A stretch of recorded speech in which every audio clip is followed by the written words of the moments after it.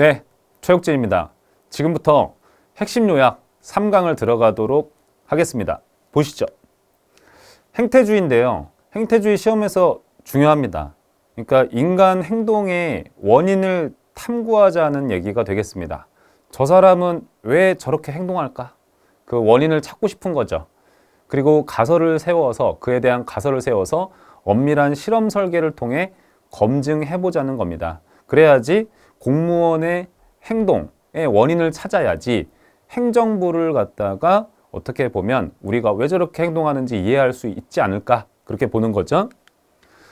여기서 틀잡기를 보시면 제가 평상시에 판설했던 내용인데 중요합니다. 틀잡기라는 게 관리주의를 비판하면서 나온 게 행태주의예요.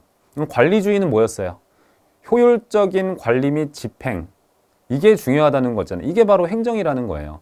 이 관리주의를 주장했던 학자들은 능률적인 관리 및 집행을 위한 다양한 원리들을 제시를 했었죠. 뭐 예를 들면은 통솔 범위의 수 같은 것들 제시를 했었던 겁니다. 근데 이제 그런 원리들이 형태주의가 아니라 행태주의입니다. 여러분 교재에는 그대로 잘 들어가 있을 거예요. 행태주의를 주장한 사이먼이 봤을 땐 불편한 거예요. 너희가 제시한 건 내가 보니까 원리가 아니라 격언에 불과하다. 그럼 그게 왜 그러냐? 이렇게 봤을 때 엄밀한 실험을 통해서 검증을 거치지 않았다는 거예요. 그냥 눈으로 보고 야, 대여섯 명 정도 데리고 있는 게 좋을 것 같은데 한 명의 상관이 부하를 데리고 있는 숫자가, 근데 그렇게 말하는 거는 실험을 통해서 검증을 하지 않고 그냥 대충 얘기했다 이거죠. 그래서 행태주의는 관리주의를 원리가 아닌 격언이라고 하면서 비판한 게 되겠다.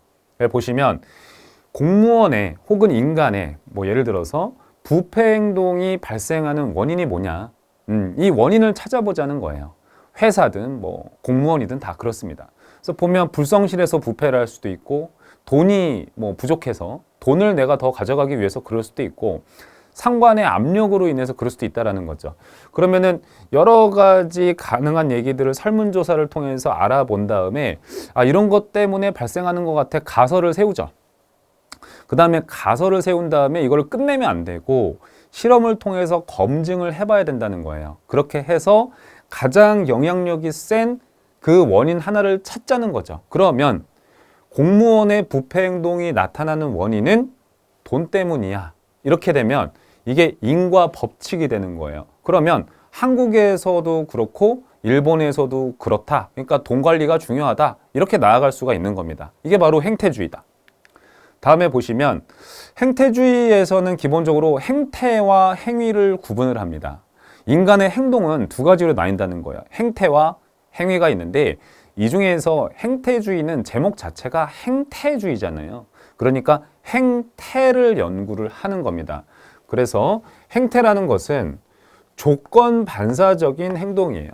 즉 바꿔 말하면 어떤 조건에 의해서 행동이 나오게 된다라고 보는 거잖아요. 이 조건이 원인이고 저 행동이 결과가 되는 거죠. 행위라는 것은 의미가 담겨 있는 행동이 되겠고요. 우리가 기존에 배웠던 것처럼. 근데 행태주의는 행태주의니까 행태를 연구한다는 거예요.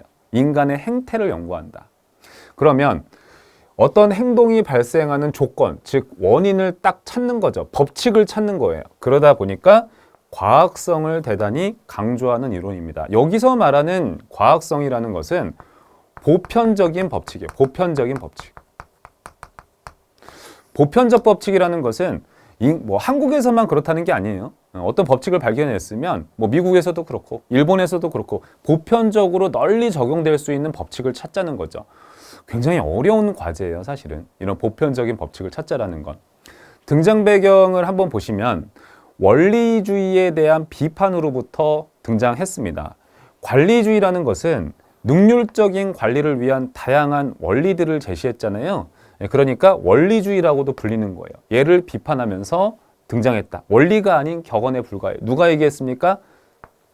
사이먼이라는 사람이 얘기를 했다. 비판한 이유는 뭐다? 실험을 통해서 지식을 검증하지 않았다. 그 뜻입니다. 이 사이먼이라는 사람은 그래서 연구의 대상을 갖다가 둘로 나눠서 봐요. 그래서 보면 가치와 사실로 나눈다고 하잖아요.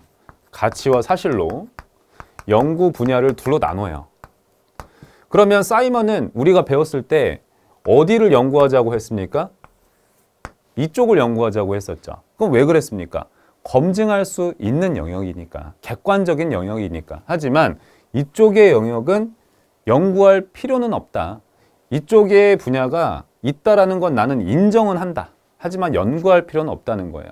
가치의 영역이라는 것은 방향성과 관련이 되어 있는 거죠. 근데 그 방향성이라는 것 자체가 사람마다 저마다 다 생각하는 게 다르잖아요. 뭐 대표적인 연구라고 한다면 정의로운 정부, 이게 뭐 방향성으로 뭐 제시할 수는 있겠죠. 근데 정의로운 정부라는 말 자체가 되게 검증하기가, 객관적으로 정의로운 정부가 뭐냐, 이거를 검증하기가 쉽지가 않은 거란 말이죠. 그러다 보니까 여기 연구에 초점을 둔다. 한 가지 주의하실 거는 가치의 연구는 주관적이니까 할 필요가 없다라고 보지만 그런 연구가 있다라는 건 인정은 해요. 영역이 있다라는 건 인정은 합니다. 이 포인트를 제가 잡아드렸었죠. 무튼 사실의 분야를 연구를 해서 나름 인과관계를 도출하자는 거죠. 인간 행동이라는 것은 사실의 분야가 된다는 거예요. 자, 그리고 방법론적 개체주의라는 건 뭐냐면 인간 행동에 영향을 미치는 원인을 알게 되면은 행정부를 아는데, 파악하는데 도움을 줄 수 있다라고 봤어요. 그렇기 때문에 방법론적 개체주의라고 얘기를 합니다. 또 인간의 행동의 범주라는 건 대단히 폭이 넓어요. 지금 보시는 것처럼 태도, 의견, 개성, 제가 뭐 말하는 거, 이런 말 같은 거 있죠. 이런 것들도 다 행동에 들어가는데 행동의 범주는 이렇게 넓은데 사이먼은 이 중에서 뭘 연구하자고 했다? 특히 의사결정을 집중적으로 연구를 하자고 했습니다. 의사결정을 연구하자고 한 이유는 뭐냐면 의사결정을 사람이 하게 되잖아요. 그러면 그게 곧 행동으로 나오기 때문이에요. 따라서 사이먼이라는 사람은 정책학에서 어떤 모형 제시했다? 만족 모형이라는 걸 제시를 했다는 거예요. 그리고 이 사실의 영역, 여기에 초점을 두어서 연구를 하는데 이 연구를 하기 위해서, 사실에 대한 연구를 하기 위해서 어떤 방법을 활용한다? 논리 실증주의를 활용한다는 거예요. 논리 실증주의라는 것은 기존에 검증된 이론이 있고 이 검증된 이론으로부터 우리가 가설을 도출해내고 그 가설을 갖다가 실험을 통해서 증명을 하자는 거죠. 그러면 새로운 이론이 나오는 거예요. 이런 식으로 지식이 새로운 지식을 낳고 실험을 통해서 그렇게 되면은 하나의 학문이 체계가 잡히게 된다는 겁니다. 그래서 논리실증주의를 활용한다.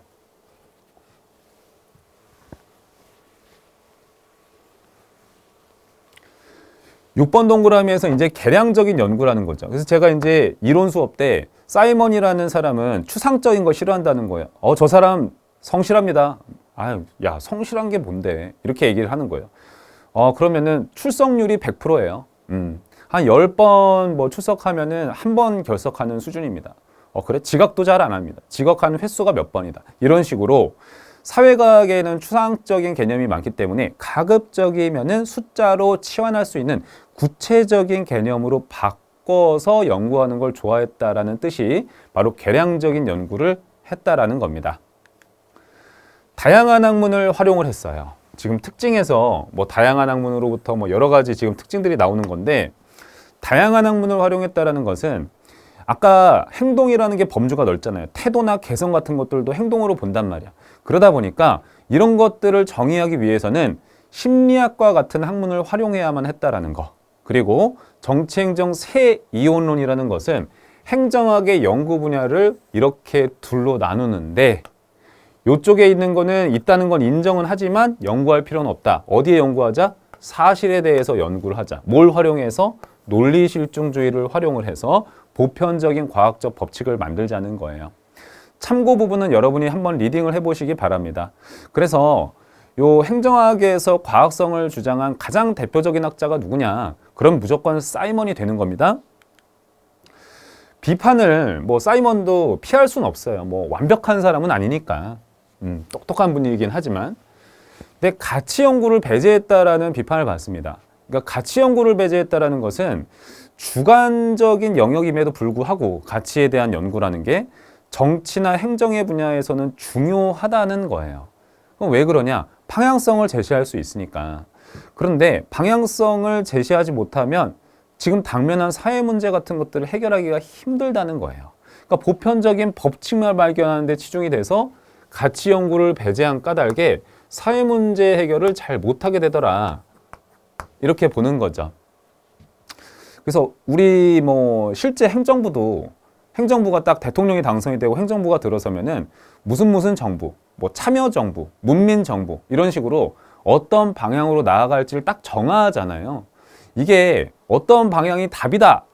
이게 객관적인 답은 아니잖아요. 하지만 정치와 행정의 영역에서는 필요하다라는 거예요.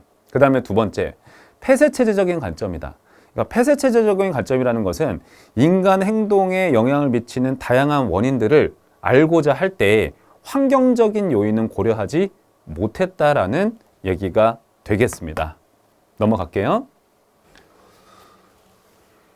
이제 후기행태주의가 나오는데 후기행태주의 같은 경우에는 기본적으로 어떤 개념 관계가 있는지를 먼저 아셔야 돼요.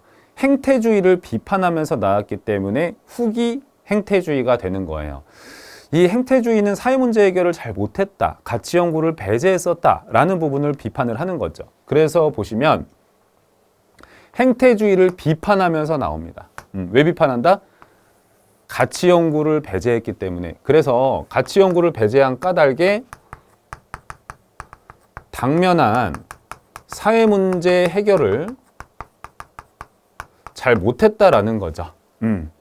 해서 후기행태주의 같은 경우에는 사회 문제 해결을 대단히 강조합니다. 이거를 과학성이냐 기술성이냐라고 한다면 어디에 들어가는 거예요? 기술성에 들어가는 거예요. 기술성. 행태주의는 아까 우리가 본 것처럼 과학성을 강조합니다. 하지만 후기행태주의는 기술성을 강조한다. 그리고 이제 그 뒤에 나오는 신행정학이라든가 정책학들도 이런 사회 문제 해결을 강조하는 면을 당연히 가지고 있는 거예요. 그래서 영향을 미쳤다라고 하는 겁니다. 그리고 후기행태주의는 방향성을 제시할 수 있는 가치 연구를 대단히 강조해요. 그러면 가치 연구를 하기 위해서 어떤 학문을 활용을 하느냐? 아까 행태주의는 사실 연구를 위해서 논리 실증주의를 적용을 한 반면에 후기행태주의는 현상학이라는 학문을 활용하더라. 이 개념 간 관계를 잘 봐두시기 바랍니다. 등장 배경을 보시면 기본적으로 가치 연구를 배제했기 때문에 사회 문제 해결을 하지 못했다라는 그런 비판을 행태주의에 대해서 하고 있는 거죠. 해서 적실한 연구, 사회 문제를 해결할 수 있는 처방을 내릴 수 있는 연구, 적실성, 처방성 등을 강조한 것이 후기 행태주의입니다. 개념에 한번 보시면 후기 행태주의는 과학주의, 실증주의에 기반한 행태주의에 대한 반발로서 등장을 했고요. 그러면서 사회 문제 해결을 강조한다. 아까 했던 얘기가 되는 겁니다. 기본적으로 학자는 정치학자인 데이비드 이스턴이에요. 데이비드 이스턴이 이 후기 행태주의를 주장하면서 두 가지 슬로건을 내세웠죠. 첫 번째는 적실성의 신조라는 게 있고, 적실성의 신조라는 건 뭐다? 적실한 연구를 하자는 거예요. 그 다음에 두 번째, 실행이라는 게 있다. 실행이라는 건 뭐냐면 연구자들이요. 연구실에 박혀가지고 인과 법칙을 발견하는 데만 노력하지 말고 당면한 사회 문제 해결하는 데 실천을 하자는 거예요. 그래서 실행이라고 주장을 한다. 아까 봤던 것처럼 신행정론이나 정책학 발전에 기여를 했습니다. 그러면 이제 계속 사회 문제 해결이라는 표현이 강조가 돼요. 똑같이 지금 사회 문제 해결 강조하죠. 이걸 갖다가 실천적인 연구라고 한다. 실천적인 연구라는 것은 사회 문제 해결하는데 실천하자는 겁니다. 근데 여기서 한 가지 주의하셔야 될 게, 그러면 행태주의를 비판하는 건 알겠는데 행태주의를 버리자는 거냐? 그건 아니에요. 그러니까 가치와 뭐 사실에 대한 연구가 있다라고 했을 때 사실에 대한 연구도 하자는 겁니다. 제가 그래서 동그라미로 표현을 하죠. 근데 다만 이쪽을 강조하자는 거죠. 근데 이 가치에 대한 연구를 할 때 어떤 학문 활용한다? 현상학을 활용을 하자는 거예요. 이런 틀이 지금 있는 겁니다. 자, 그래서 B번에 보시면 사실 판단과 가치 판단을 종합하자는 겁니다. 둘 다 하긴 하는 건데 가치 연구를 보다 강조한다. 가치에 대한 연구를 하다 보니까 문제 해결을 위한 방향성을 제시를 할 수 있는 겁니다. 그러면 후기행태주의라든가 신행정학에서 제시했었던 방향성이라고 한다면 여러 가지가 있겠지만 가장 대표적인 게 사회적인 형평성이라는 개념이 있어요. 사회적 형평성이라는 것은 이때 왜 나왔냐면 당시에 이제 미국 사회가 흔히 말하는 격동기라고 하잖아요. 격동기. 격동기라는 건 뭐예요? 사회 문제가 대단히 많던 시기를 격동기라고 하는 거예요. 그래서 이 격동기라고 했을 때 대표적인 사회 문제가 뭐였냐면 두 가지입니다. 일단 흑인에 대한 뿌리 깊은 인종차별, 그걸로 인해서 흑인 폭동이 일어났던 거. 그 다음에 두 번째는 월남전에 대한 반대운동 같은 거. 이런 것들이 아주 사회적으로 지금 아주 혼란스러운 시기였다는 거예요. 이런 운동들 때문에. 그래서 이거를 해결하기 위한 사회적 형평성 등을 제시했다. 이 사회적 형평성은 특히 흑인 폭동과 관련된 얘기라고 보시면 되는 거죠. 그러면 가치 연구를 어떻게 할 것이냐? 아까 제가 적었던 것처럼 현상학을 활용을 한다는 거예요. 근데 여러분들이 한 가지 포인트를 잡아야 되는 게 이 현상학이라는 학문은 행태를 연구하느냐, 행위를 연구하느냐라고 했을 때 뭘 연구하는 겁니까? 우리 이거 배웠던 거죠. 행위를 연구하죠. 행위. 행위. 행위라는 것은 뭐였어요?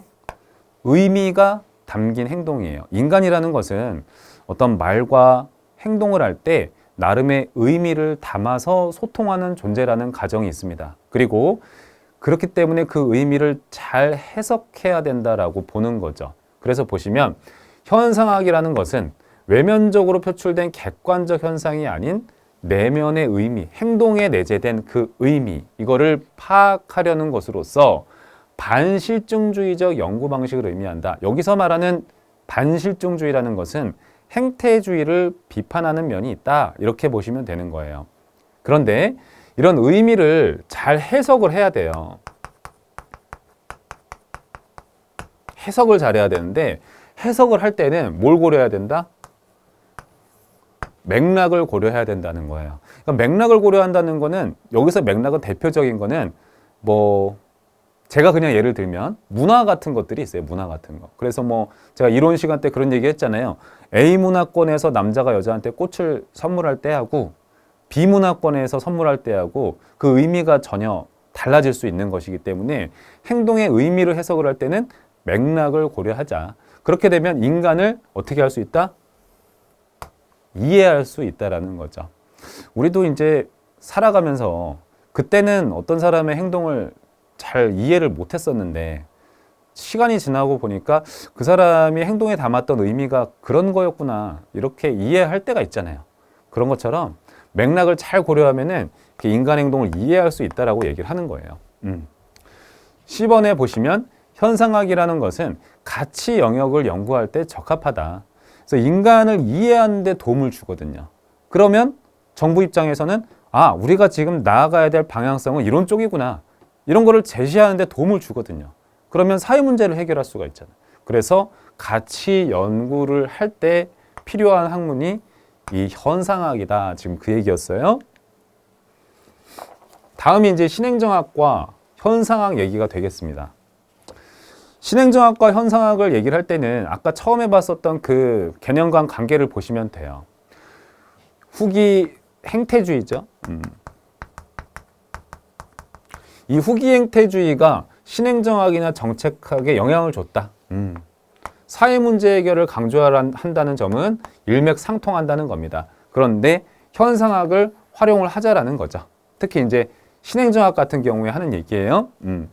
등장 배경을 보시면 미노부르크 회의 1968년이에요. 왈도를 중심으로 해서 신진학자들과 저 후기 행태주의라는 기치 괜찮다.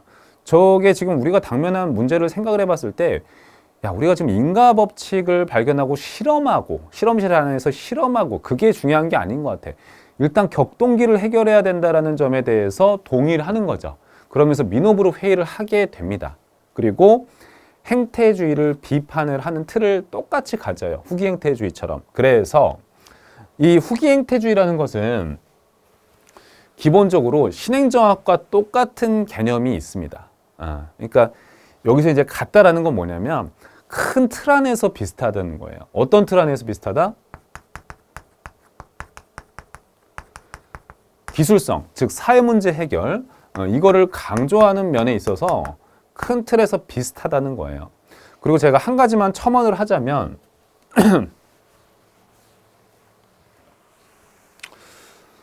여기 지금 1968년이라는 숫자가 나왔어요. 이 행정학 시험에서 1968년이라는 숫자는 딱 2번이 나옵니다. 그래서 보시면 지금 나온 게 신행정학이잖아요. 이건 뭐 그렇다 치고 민호브록 회의 얘기하니까 다른 하나가 뭐냐면은 하딘이에요. 하딘. 하딘이 뭐 주장했습니까? 외우고 있어야죠. 공유지의 비극을 주장을 했었어요. 그래서 이 두 가지 개념 있잖아요. 얘네는 다 1968년에 나왔다는 겁니다. 짚고 넘어갈게요. 해서 신행정학의 기본 입장도 후기행태주의하고 같아요. 사회문제 해결을 강조하는 겁니다. 후기행태주의의 영향을 받았기 때문에 연구의 실용성이나 현실 적합성을 주장하게 된다. 그리고 현상학을 활용한다라는 것도 같은 내용이 되는 거예요. 다음에 보시면 사회문제 해결을 위해서 그럼 우리가 무엇을 해야 될 것인가 라고 했을 때 뭐 여러 가지 내용들이 있는데 애써 다 외우지 않으셔도 돼요. 간단하게만 설명을 해보면 결국에는 방향성과 관련된 규범이론, 이런 규범에 대해서, 방향성에 대해서 고민할 필요가 있다. 예를 들면 국정 철학 같은 것도 답은 없는 거지만 고민을 해서 제시를 할 필요가 있다라는 거예요. 그렇게 하도록 또 행동을 실천을 하자는 거. 사회적으로 지금 무엇에 관심을 사람들이 가지고 있는지, 그래서 정당성을 득해야 된다는 거. 이 고객 중심 주의하시고요. 국민을 이해하려고 노력을 해야 된다는 거예요. 그러기 위해선 국민의 참여, 시민 참여도 당연히 강조를 해야 되겠죠.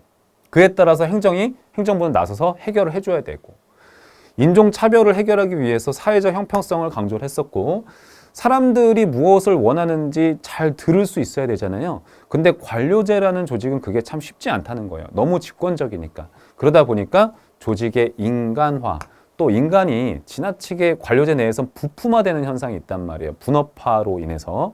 그러면 자기 생각을 잘 얘기를 안 한단 말이야. 그러니까 조직의 인간화, 이런 표현이 나올 수가 있어요.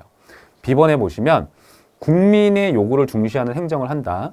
그러면서 시민 참여라는 표현. 그리고 정치행정 이론론이라는 표현이 있습니다. 해서 정치행정 이원론이라고 하면 틀려요.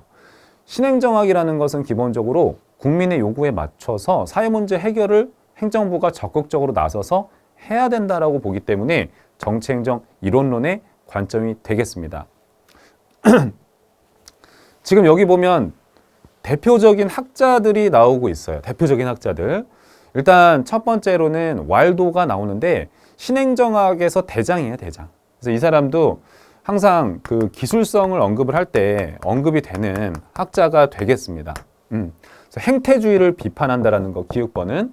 니은번에 보시면 사회문제 해결을 위해서 정부가 적극적으로 나서야 된다라는 것을 뭐 권위가 필요하다라고 표현을 해요. 하지만 정부가 적극적으로 나설 때 국민이 원치도 않는 거를 나서서 해결해 주면은 안 되잖아요. 그러니까 민주성도 배제할 수는 없다. 그렇게 보는 거죠. 마리니, 프레데릭슨, 다양한 학자가 또 나오죠. 마리니 같은 경우에는 기본적으로 지금 탈관료제라는 표현이 나왔어요. 그러니까 새로운 조직 모형, 즉 평면화된 조직이다 이랬어요. 이거를 제가 그림으로 간략하게 설명을 하면 이렇게 되죠. 원래 관료제라는 조직은 이렇게 뾰족하잖아요. 삼각형 조직이에요. 피라미드 형태잖아요. 그러면서 계층의 수가 굉장히 많죠. 그럼 이게 문제가 뭐냐면, 이러한 조직 형태의 문제라고 한다면 여기 맨 하층부에 있는 사람하고 맨 위에 있는 사람하고 소통의 거리가 너무 멀다는 거예요. 그래서 평면화한다라는 것은 이렇게 계층의 수를 좀 줄이자는 거잖아요. 여기에 있는 사람하고 여기에 있는 사람하고 그래도 소통을 상대적으로 좀 편안하게 할 수 있게끔 거리를 좁혀줘야지 사람들이 무엇을 요구하는지 알 수 있다는 겁니다. 그래서 이런 탈관료제와 같은 새로운 조직 모형을 제시했다. 고객 중심, 국민을 이해한다라는 관점. 프레데릭슨이라는 사람은 사회적 형평성을 주장한 대표적인 학자라는 거 포인트로 봤어요. 하몬이라는 사람은 뭐 여러 말이 나왔는데 애써 외우지 마시고 차분하게 그냥 하나씩 보면 기본적으로 신행정학은 현상학을 활용하잖아요.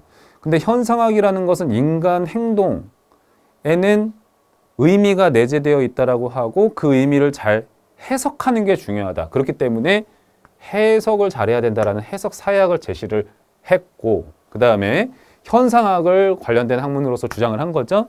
상징적 상호작용주의라는 표현이 나왔는데 어렵게 가지 마시고, 여기서 상징한다라는 건 의미가 포함되어 있다라는 뜻이에요. 의미. 그래서 뭐 종교 같은 데에서도 뭐 코끼리 하면은 뭘 상징한다, 뭐 그런 표현들 나오잖아요.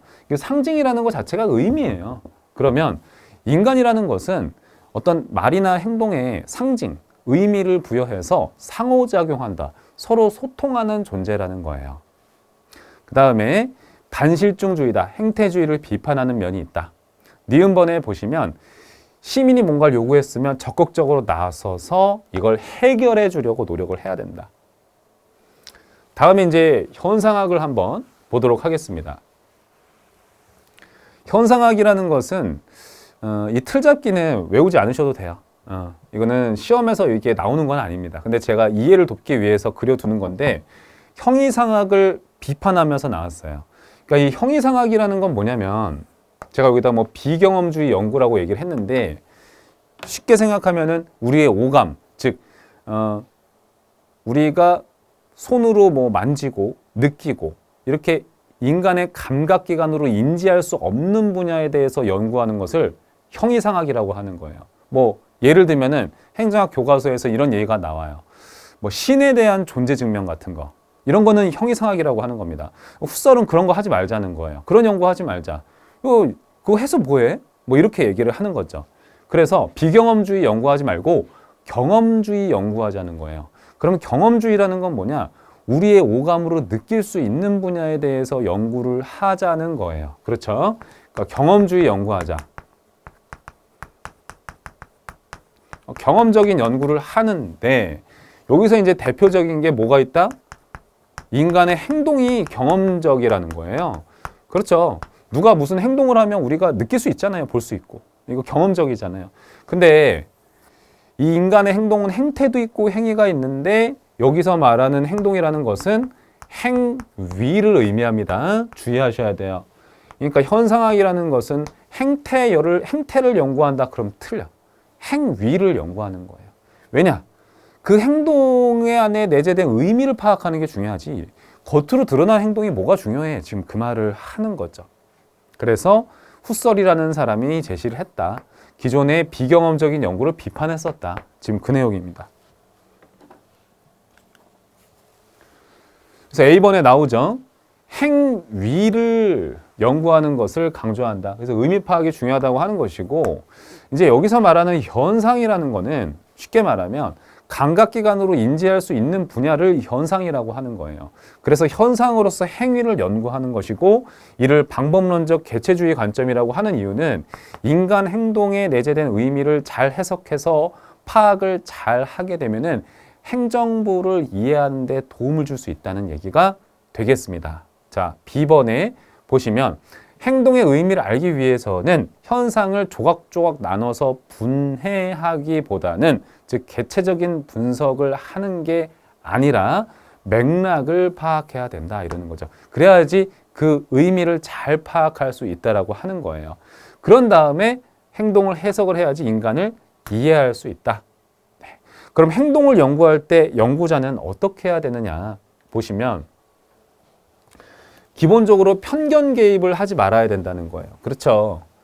그러니까 우리가 어떤 행동의 의미를 파악하려고 할 때 중립적인 자세에서 여러 가지 맥락을 잘 살펴보는 게 중요하긴 한데, 나의 뭐 고정관념을 반영해서 해석을 하게 되면 너무 주관적인 연구가 되어버리잖아요. 그러니까 편견 개입을 하지 말아야 된다.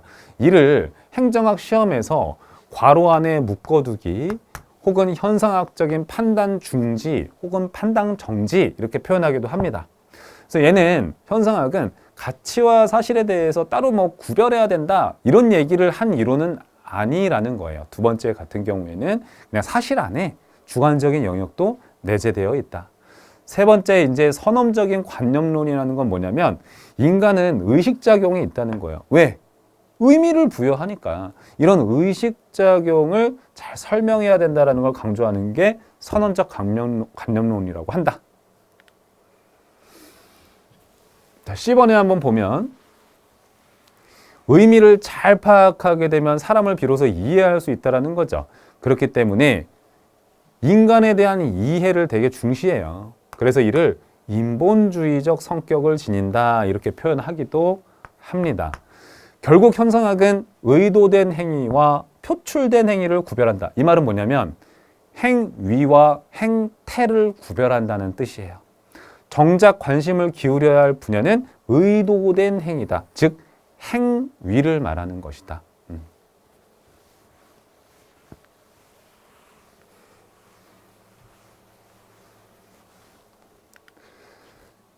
현상학에서 그러면 바라보는 조직이라고 하면은 관료제를 비판하는 느낌이 있어요. 사실 막스 베버라는 사람이 경제와 사회라는 책에서 뭐라고 했어요? 그냥 모든 인간은 그 관료제로 다 빨려 들어간다는 거죠. 관료제라는 것은 고도로 분업화된 조직 체계잖아요. 그 안에서 하나의 작은 부품의 역할을 하게 된다는 거죠. 내가 뭐 주관적인 의미를 담아가지고 그 안에서 뭐 하고 그럴 필요가 없어요. 정해진 룰 안에서 그 틀대로 딱딱 나는 할 일만 하는 거예요. 그게 이제 물화되어 간다라고 조금 어렵게 표현을 하거든요. 근데 현상학은 인간은 그렇게 능동적으로 생각하고 의미를 부여할 수 있는 존재이기 때문에 인간을 부품처럼 만들어버리는 관료제를 대단히 비판을 합니다. 해서 인간의 부품화를 비판을 한다는 거죠. 조직이라는 것은 현상학에서 바라봤을 때 간주관적으로 공유되어 있는 의미의 집합으로 간주가 된다. 그러니까 사람이라는 것은 행동의 의미를 담아가지고 그 안에서 능동적으로 작용할 수 있어야 된다는 것을 되게 강조를 하는 거예요. 그래야지 나는 진짜 조직이라고 생각을 해. 그렇게 보는 거예요. 그래서 B번에 보시면 조직의 중요성은 겉으로 드러난 공식적인 구조, 시스템이 아니라 그 안에 사람들이 부여한 다양한 의미에 있다라고 보는 거죠. 그리고 사람들이 이렇게 의미를 부여할 수 있도록 조직이 운영되어야 된다는 점을 강조한다는 겁니다. 그 노란색으로 표시된 이 부분을 좀 자세하게 설명한 내용이 이 내용이니까 같은 뜻이에요. C번에 보면 그러면 조직이라는 것은 어때야 되느냐. 구성원이 능동적으로 사고할 수 있도록 의미를 부여할 수 있도록 만들어줘야 된다는 거예요. 그래서 이걸 조금 어려운 말로 탈물화를 지향을 한다라는 거예요. 그러니까 여기서 이제 그냥 심플하게 정리를 해드리면 물화되어 간다라는 것은 생각이 없는 존재예요. 생각이 없는 존재. 생각이 없는 존재를 그냥 부품 이렇게 생각을 하는 거죠. 이렇게. 이거 싫다는 거예요. 그러니까 탈물화를 지향한다라는 거. 현상학에서 선호하는 조직 구조는 그럼 뭐냐? 관료제는 아닐 거 아니에요. 그러면 탈관료제 쪽에 가깝다 이렇게 큰 틀에서 생각을 하시는 거예요. 왜? 우리가 이미 이론 수업에서 배웠듯이 커크하트의 연합적 모형이라는 것은 관료제가 아니라 탈관료제 안에 들어가는 한 종류가 되는 거잖아요. 그래서 일종의 팀 조직 형태의 조직 구조를 선호했었다라는 거를 봤으면 되는 거예요. 그러면 현상학은 단점이 없느냐? 뭐 그렇지는 않겠죠. 기본적으로 인간 행동의 의미를 이해하려고 노력하는 과정에서 잘 해석을 해야 되잖아요. 근데 이 해석이 문제가 뭐냐면 해석을 잘하게 되면은 되게 그럴듯한 좋은 글이 나오겠죠. 하지만 문제가 뭐냐면 이게 주관적일 수 있다는 거예요. 이거를 멀리서 찾지 마세요. 여러분들이 뭐 카톡의 어떤 내용을 보고 있잖아요. 친구들한테 물어보는 경우 있잖아요. 야, 이거 무슨 의미 같아? 너가 봤을 때? 지금까지 얘기한 맥락은 이래. 뭐 이러면서 서로 물어보잖아요. 근데 사람마다 딱 일치하기가 쉬워요, 어려워요? 되게 어렵잖아요. 그러니까 되게 주관적인 연구가 될 수 있다는 것이고, 두 번째, 행태 연구를 간과하는 면이 있다는 거예요. 그러니까 사실 인간이 하는 행동은 행태도 있고 행위도 있는데 너무 행위 쪽에만 쏠려 있다라는 얘기. 그리고 미시적인 연구라는 것은 인간 행동만 너무 연구하려고 했다라는 거예요. 일반적인 얘기인데 행정학 시험에서 있잖아. 미시적인 연구다 이러잖아요. 미시적인 연구. 그러면 행동을 연구한 것들은 다 미시적이라고 봐요. 일반적으로 그래요. 일반적으로. 이렇게 정리를 해두시면 되겠다. 그러니까 여러분들이 지금 이게 심화 요약 시간이잖아요. 그러다 보니까 제가 이제 중요한 부분 중심으로 툭툭 탁탁 짚고 넘어가고 있어요. 사실 이 시험이 지금 우리가 7월 24일 날 그때 치르는 걸로 알고 있는데 7월 말이란 말이에요. 그때 되기 전에 회독을 얼마나 많이 하느냐가 관건이에요. 그래서 제가 보면 올해 이제 시작한 친구들이 저한테 그런 얘기를 해요. 공부 방법에 대한 얘기를 정말 많이 하세요. 공부 방법. 근데 사실 공부 방법이 뭐 한 가지만 있는 건 아니잖아요. 방법은 다양하죠. 그렇죠. 그리고 제가 뭐 카페에다가도 적어놨던 것 같은데 선생님 거기 유튜브 채널이나 네이버 블로그 같은 데 보면은요 합격 수기 같은 거 다 올려놨어요. 그러니까 한번 보시길 바랍니다. 군무원도 당연히 있으니까. 근데 뭐 최욱진 선생님 좋다 어떻다 뭐 그건 안 들어도 돼. 그거는 그냥 형식적인 얘기야. 근데 그거보다는 그 친구들이 공부하는 과정에서 느꼈던 거, 그리고 제 강의를 어떻게 활용을 했다라는 거, 그 다음에 세 번째, 면접에 대한 내용을 제가 꼭 좀 얘기를 좀 해달라고 했어요. 왜냐? 막상 면접 시험 보려고 하면 막막해요, 여러분. 나중에 해보시면 알겠지만. 필기가 어렵냐, 면접이 어렵냐 이러잖아요. 필기가 어렵다고 하는 친구는 별로 없어요. 면접이 어렵다 그러지. 그러니까 그만큼 많이 막막하단 말이야. 그러니까 그때 가면 굉장히 소중한 자료가 되니까 지금 그냥 봐두면 좋잖아요. 아, 이런 거 물어보는구나. 그리고 이런 식으로 진행되는구나. 뭐 이런 거 알아두면 좋잖아요. 그러니까 내가 하고 싶은 말은 공부의 방법이 있잖아요. 공부의 방법은 합격 수기 보시면 알겠지만 되게 다양해요. 뭐 노트를 만들어 가지고 적어서 공부하는 친구도 있고,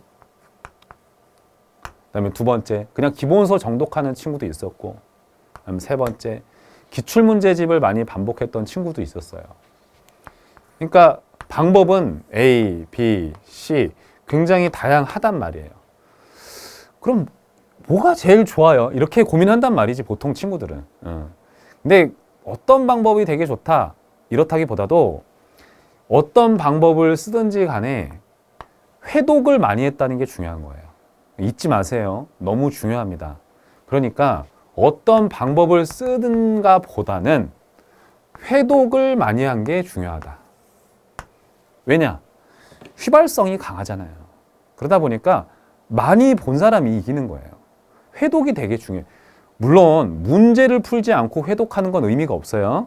문제도 푼 상황에서 회독을 해야지. 무엇을 보든지 간에 회독이 아무튼 많아야 돼요.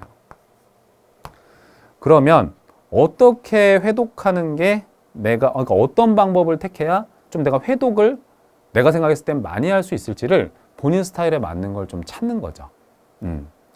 그런데 선생님이 지금 이거 심화 요약 강의잖아요. 하고 싶은 말은 이 교재 가지고 여러 번 보셔도 괜찮습니다. 제가 그 말을 한번 하고 싶었어요. 그러니까 본인이 요게 스타일에 잘 맞으면 이걸로 회독을 많이 하셔도 괜찮아요. 단 전제는 뭐다? 문제는 당연히 많이 풀어야지. 오케이. 지금 시간이 없어. 진도를 나가야 돼. 자, 공공선택론. 공공선택론이라는 것은 이제 정부가 서비스의 생산자라고 보고 국민은 이거를 소비하는 사람들이라고 하는 거죠. 근데 공공선택론자들이 생각을 했을 때 기존의 정부라는 것은 국민이 뭘 원하는지를 모르는 상태에서 일방적으로 서비스를 제공을 했었다라고 생각을 하는 거죠. 근데 소비자가 원하는 서비스를 정부가 제공해야지 의미가 있는 거다 이렇게 보는 겁니다. 그래서 한번 살펴보면 관리주의를 비판하면서 나왔다는 게 굉장히 중요하고요. 공공선택론이. 근데 이 관리주의는 조직구조로서 어떤 걸 선호했어요? 관료제에 기초하거든요. 관료제라는 조직구조를 썼단 말이에요. 근데 우리가 배운 것처럼 관료제라는 조직 구조는 직권적이에요, 분권적이에요? 대단히 직권적이에요. 직권적이라는 것은 소수의 사람에게 많은 의사결정권이 부여되어 있다는 뜻이야.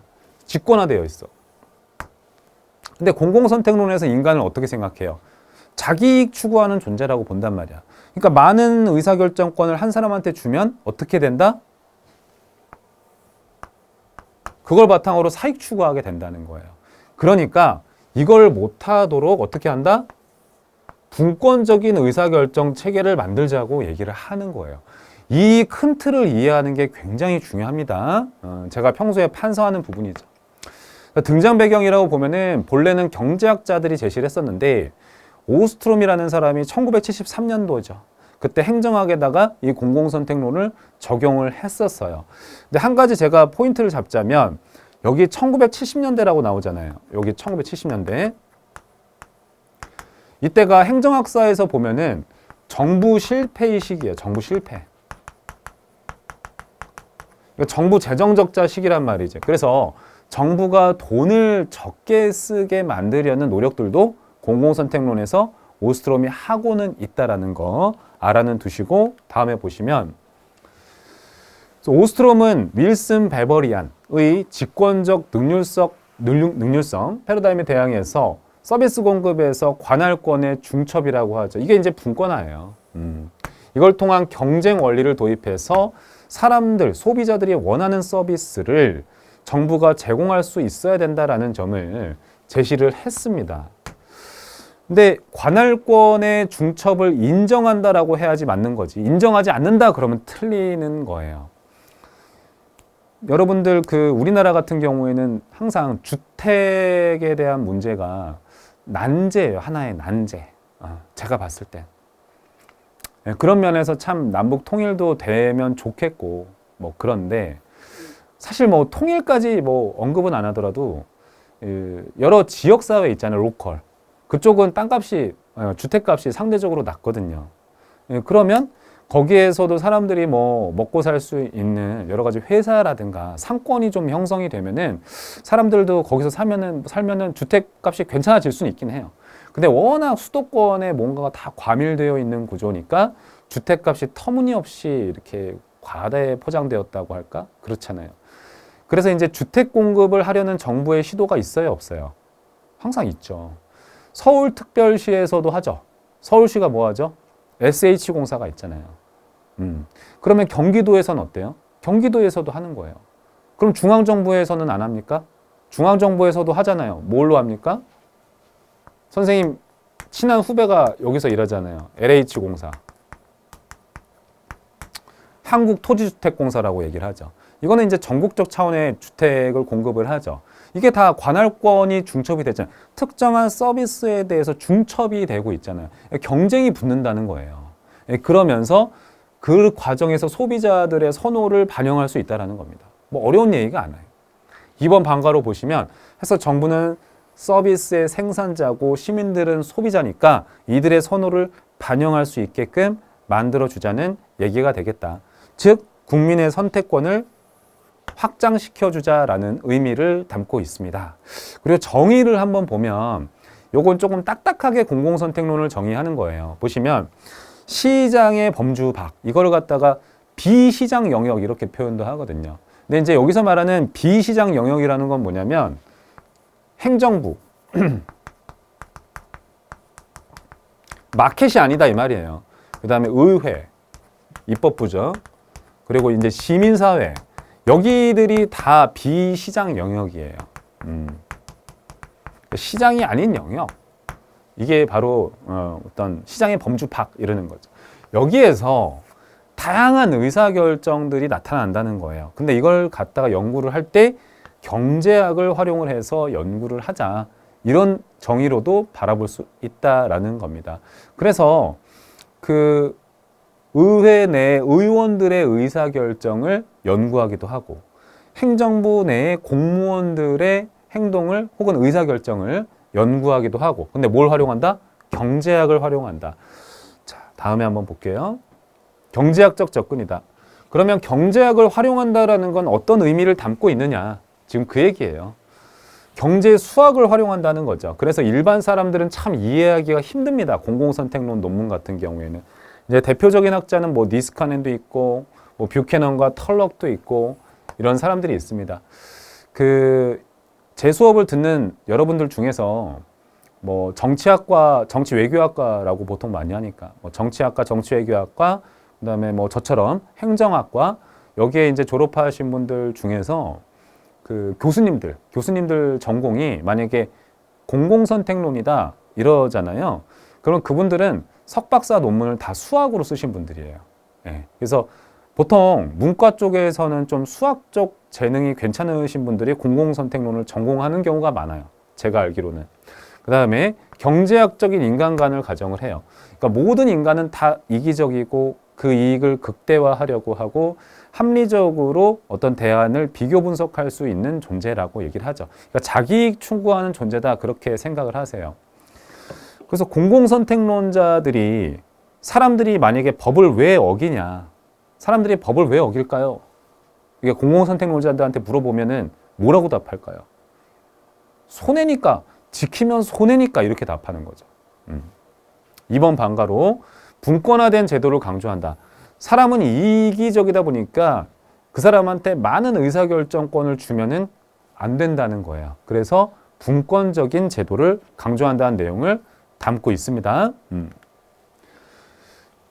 두 번째 보면 그래서 관료제라는 조직에 대해서 공공선택론도 비판적인 입장을 취할 수밖에 없는 거죠. 왜 그러냐면 관료제라는 조직 구조 자체가 직권적이기 때문이에요. 그래서 분권화를 지향한다.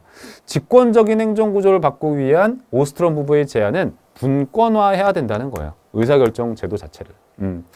권한을 나눠줘라 이 말이에요. 그러면 이 분권화를 의미하는 여러 가지 제도들이 있다는 거죠. 뭐 대리정부 제도라든가 아니면 연합적 기업 조직이라든가 다조직적 조정이라든가 다 공통점은 뭐냐면 분권화된 제도다 그렇게 보시면 되겠습니다. 그래서 꼭 아까 제가 뭐 SH공사, LH공사 얘기를 했었잖아요. 그런 것처럼 꼭 하나의 기관만 막 주택 공급하게 만들면은 안 좋다는 거예요. 경쟁 체제를 만들자 이런 틀을 담고 있는 겁니다. 그래서 연합적 기업 조직은 다수의 참여를 강조하는 것이고 다조직적 조정 같은 경우에는 공적인 정부와 민간이 같이 어떤 서비스를 공급하는 게 좋다라고 얘기를 하는 거죠. 그래서 오스트롬 부부에 따르면 분권화하고 이를 통해서 경쟁 체제를 만들고 이걸 통해서 소비자의 선호를 반영하는 서비스를 정부가 공급할 수 있도록 하자는 거예요. 자, 그리고 수익자 부담주의 같은 거 찬성한다라는 것은 돈을 낸 사람이 편익을 누리도록 해야지 정부 실패 현상을 좀 완화시킬 수 있다는 의미를 담고 있고 바우처 시스템 같은 경우에는 결국에는 이것도 소비자의 선택권을 강조하는 거예요. 선택권. 그렇죠? 바우처 시스템의 의미가 그렇잖아요. 그래서 관할의 중첩, 아까 우리가 봤던 거죠. 이거를 허용하는 겁니다. 허용하지 않는다 그러면은 틀리는 거예요. 그렇게 해서 능률적으로 서비스 공급하자 그 얘기입니다. 아까 그래서 말을 했던 것처럼 정부 혼자 공급한다? 여기에 대해서는 불만이 있는 거예요. 그래서 공동 생산하는 그런 체계를 만들어 두어야지 시민의 선호를 반영하기가 참 좋을 것 같아. 그렇게 보는 게 공동 생산의 얘기가 되겠습니다. 지금 5번 동그라미에서 제도의 중요성을 강조한다는 것은 결국에는 그런 거죠. 직권적인 의사결정 구조에서 인간은 이기적이니까 기본적으로 사익 추구할 수밖에 없다라는 거예요. 그러면은 이기적인 인간은 분권적인 제도 하에서 있어야지 사익 추구하기가 쉽지 않다라고 보는 거죠. 경쟁이 만들어지니까. 해서 제도의 중요성을 강조한다. 이러는 거예요. 그래서 결정구조, 분권적인 결정구조를 만드는 점을 어필을 하는 겁니다. 이 밑에 보시면 공공선택론이 제도를 중시한 점과 경제학을 활용했다라는 면에서 이를 신제도주의 경제학이라고 부르는 견해도 있어요. 자, 다음에 정부 실패 시점에서 등장을 했었기 때문에 시장기제 도입을 찬성을 하는 거예요. 그렇기 때문에 이 공공선택론은 시장의 실패에서 출발하지만 정부의 실패도 인정한다. 정부 실패 시점에 기본적으로 등장을 한 거지. 그런다고 해서 시장의 실패를 뭐 인정하지 않느냐? 그건 아니에요. 시장의 실패도 인정은 합니다. 왜? 73년에 들어왔으니까. 4번 방가로에 보면 공공재와 공공서비스의 특질을 중시하고 공공정책의 확산 효과를 강조한다 이러는 거예요. 그러니까 이거는 말을 그냥 어렵게 한 건데 정부가 공급하는 어떤 서비스라는 것은 그 영향력이 무지막지하다는 거예요. 영향력이 크다 이렇게 생각을 하세요. 그런데 만약에 집권적인 의사결정 구조에서 공공서비스를 시민한테 정부가 일방적으로 공급하게 되면은 원치 않는 서비스를 내가 막 세금 내고 받아야 된다라고 생각을 해보세요. 부정적인 현상이 너무 많이 안 좋은 영향을 많이 끼치는 거잖아요. 국가적으로. 그러니까 이런 공공정책이라는 것은 확산 효과를 갖는다. 그렇기 때문에 공공재를 공급을 할 때 혹은 서비스를 공급을 할 때 집권적인 구조는 가급적이면 피하자는 거예요. 집권적인 구조에서는 안 좋은 현상, 즉 파생적인 외부 효과와 같은 이런 확산 효과가 나타날 수 있다라고 얘기를 하는 겁니다. 노란 데 보시면 공공재와 서비스가 시민에게 큰 영향을 끼칠 수 있다는 거예요. 그래서 공무원의 사익 추구가 집권화된 체제에서 사익 추구가 되니까 공공정책의 확산 효과를 일으킬 수 있음을 강조한다라는 의미입니다. 공공선택론도 뭐 완벽한 이론은 아닐 거 아니에요. 그래서 비판받는 내용들이 있는데 분권적인 체계이기 때문에 기본적으로 의사결정권을 여럿이서 나눠 갖는 거잖아요. 그러다 보니까 조정, 관리와 조정이 어려워질 수 있는 것이다. 조직이 퍼지는 거니까. 그 다음에 두 번째, 시장 기제를 적용하는 과정에서 형평성 문제가 발생할 수 있다. 예를 들면은 여기 대표적인 게 수익자 부담주의 같은 거예요. 근데 수익자 부담주의라는 것은 이제 뭐 수익을 누리는 사람이, 그러니까 돈을 낸 사람이 수익을 누린다 이렇게 생각을 하셔도 좋은데, 근데 돈이 없는 사람은 그러면은 서비스를 이용하기가 쉽지 않게끔 만든다는 얘기거든. 그러면은 여기 가진 자한테 유리한 이론일 수 있다라는 거예요. 그렇기 때문에 보시면 역사적으로 누적 및 형성된 기득권을 옹호하기 위한 이론에 불과하다라는 거죠. 이런 비판들이 있다는 거예요. 그다음 세 번째 비판도 많이 나와요. 인간에 대해서 너무 단순하게 접근한다는 거예요. 그러니까 되게 단순하게 딱 정해버리잖아요. 이기적이야. 이익을 극대화해. 모든 인간은 다 그래. 이게 너무 단순하다는 비판입니다. 잘 나옵니다, 은근히. 자, 경제학적 인간관에 대해서 제가 좀 기타 부분에 설명을 해둔 건데, 뭐 이렇게 길게 외운다기보다도 자기이익 추구한다라고 생각을 하시면 되는 거예요. 인간은 이기적이고 자기이익 극대화한다. 그리고 합리적인 존재다. 당구장 표시한 데 보시면 방법론적 개체주의다. 인간에 대한 분석으로부터 현상을 설명해요. 그 다음에 연역적인 접근을 취하고 있다는 거 알아두시기 바랍니다. 이 기타 부분에서 지금 캐텔의 대리정부제도가 나왔어요. 이거는 어려운 얘기예요. 그리고 뭐 앞으로 또 나올 거다. 선생님이 뭐 그렇게 생각하지는 않습니다. 근데 이걸 제가 왜 넣어두었냐면 이게 이제 2020년 국무원 7급에서 나왔던 문제예요. 그래서 한번 봐두겠습니다. 기본적인 틀은 뭐냐면 분권적인 제도를 의미하는 거예요. 어떤 하나의 주체만 서비스를 공급하는 거에 대해서 반대를 하는 거죠. 그래서 보면 정부가 결정한 정책을 실행에 옮기는 다양한 조직들을 의미하는 거예요. 그래서 대리인을 통해서 서비스를 공급을 하는 거죠.